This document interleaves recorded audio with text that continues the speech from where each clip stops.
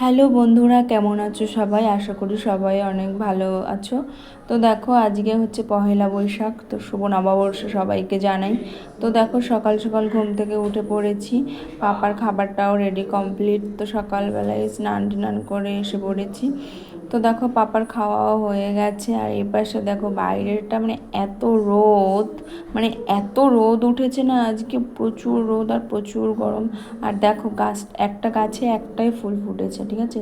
তো ফুল ওটা ভালোই ফোটে, গোলাপ ফুল, সবাই ওটা নজর লেগেছে তো তাই।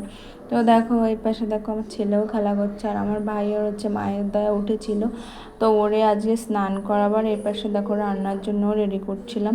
তো এই পাশে আজকে হবে বরবটি আলু ভাজা হবে, আর হচ্ছে শিঙি মাছ দিয়ে কাঁচকলা আলু দিয়ে তরকারি হবে, কারণ ফলই মাছ দিতে হয়। তো ফলই মাছটা কোনো বাজারেই পায়নি বন্ধুরা, জানো তো, এত খোঁজা খুঁজেছে।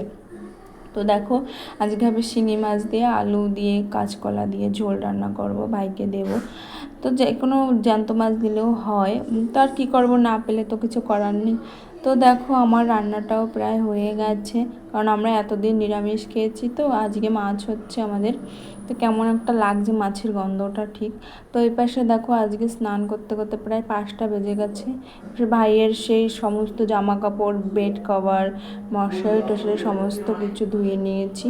তো দেখো, ভাই মাঝখানে গেছিলো, তাই ভিডিওটা করছিল। টাটা সবাইকে।